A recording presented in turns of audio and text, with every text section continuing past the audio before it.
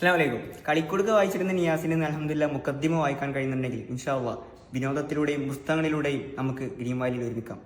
എൻ്റെ പേര് മുഹമ്മദ് നിയാസ്. ഞാൻ ഗ്രീൻ വാലിയിലെ ILP 3-ാം വർഷ വിദ്യാർത്ഥിയാണ്.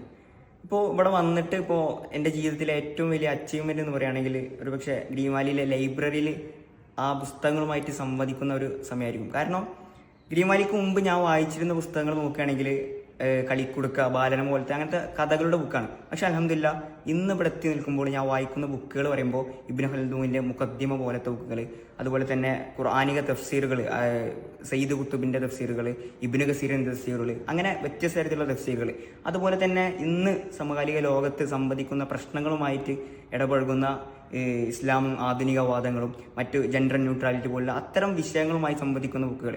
ബേസിക്കലി എൻ്റെ ഒരു സ്കില്ല് എന്ന് പറഞ്ഞാൽ പ്രസൻറ്റേഷനിലാണ്. കഴിഞ്ഞ വർഷം ഞാൻ SKSFിൻ്റെ സർഗലയം എന്നൊരു മത്സരത്തിൽ പോയിരുന്നു. അവിടെ പ്രസംഗ മത്സരത്തിൽ ഞാൻ പങ്കെടുത്തു. അൽഹംദുലില്ലാഹ് അവിടെ 1-ാം സ്ഥാനം ലഭിച്ചു. അപ്പം ഞാൻ മനസ്സിലാക്കുന്നത് ആ 1-ാം സ്ഥാനം ലഭിക്കാൻ കാരണമായ ഒരു ഭാഷാ പ്രാവീണ്യം, അതുപോലെ തന്നെ വിഷയങ്ങളോട് സംവദിക്കാനുള്ള കഴിവ്, ആ നേട്ടം കൈവരിക്കാൻ സാധിച്ചതിൽ ഈ ഒരു ലൈബ്രറിയിൽ ചെലവഴിച്ച സമയത്തിന് അഭേദ്യമായൊരു പങ്കുണ്ട്.